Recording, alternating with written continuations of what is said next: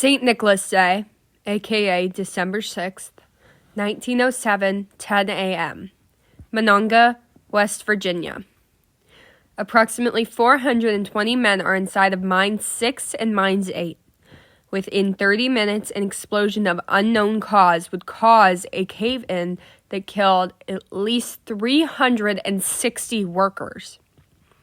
It has gone down in history as the worst mining disaster in United States history and is remembered for what it says about the workplace conditions of the era. Some of these unsafe conditions are fumes, structural damages to the mines themselves, and flammable coal dust.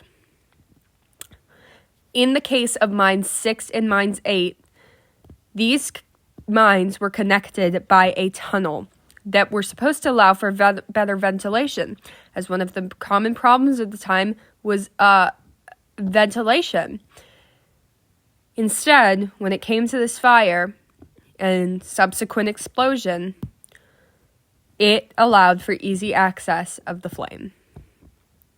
In an instant, men were buried, crushed under the weight of tons of earth and dirt and stone. March 25th, 1911, New York City. The Triangle Shirtwaist Factory, which employed mostly young women of immigrant backgrounds, would suffer an infamous fire that would end up killing 142 workers. This event further exposed the terrible conditions of the workers, including unsafe hours as well as an unsafe working condition. When the fire broke out, women attempted to rush the doors and stairs, crushing each other as they attempted to escape. Much to their horror, they discovered the stairwells were locked. The doors that weren't locked opened inwards. And because the girls were pushing forwards, they were unable to escape them.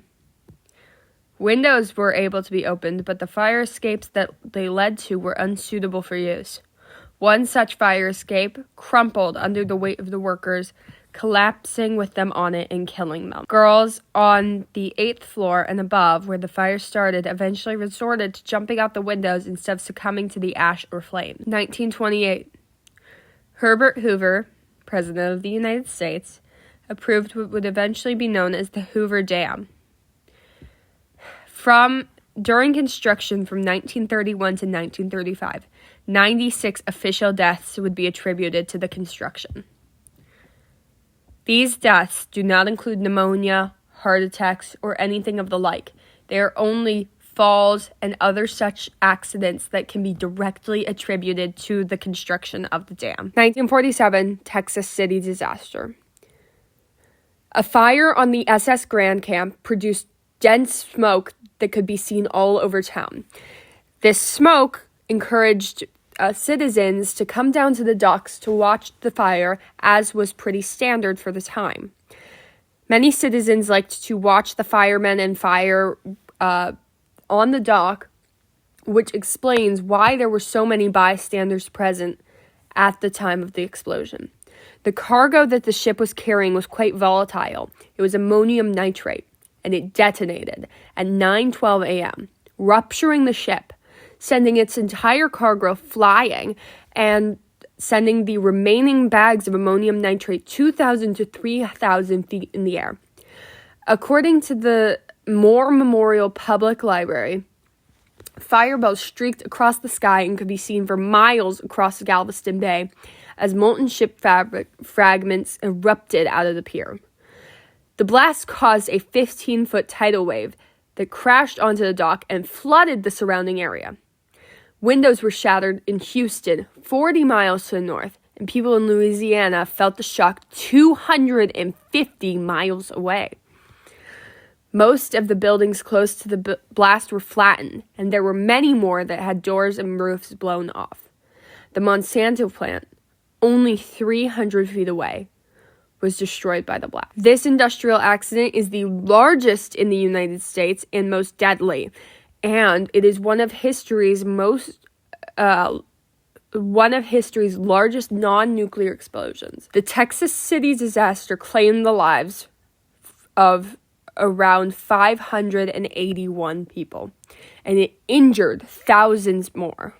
The Texas City disaster was not only the explosion of the SS Grand Camp, it was also the explosion of the High Flyer ship, again carrying about 1,000 tons of ammonium nitrate fertilizer. It was also loaded with 2,000 tons of sulfur. This created another explosion, and the two explosions combined killed over 581 people, or killed around 581 people, and that injured thousands more. The high school gymnasium was converted into a temporary morgue. 1964, C.P. Baker drilling barge accident.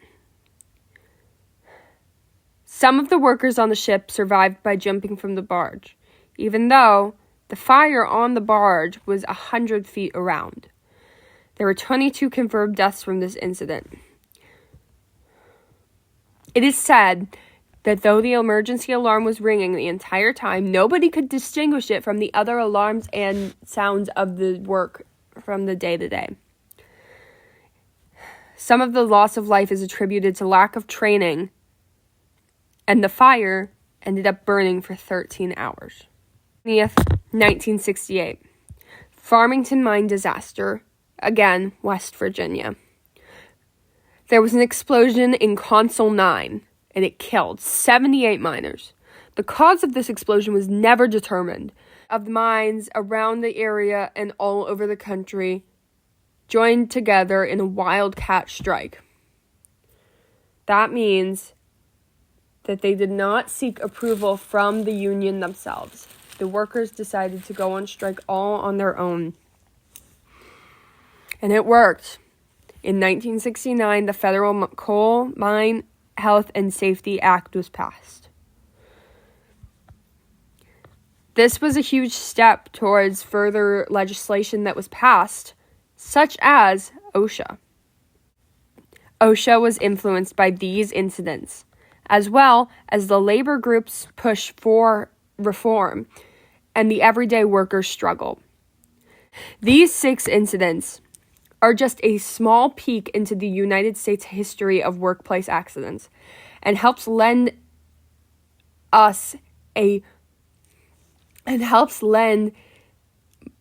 and sheds more light on the serious situation that was requiring better legislation. OSHA was passed in 1970. It was signed by Richard Nixon and Congress. The Occupational Health and Safety Act of 1970 is also known as the William Steigers Act, after Representative William A. Steiger pushed incredibly hard for the passage of the legislation. In the past, the Bureau of Labor Standards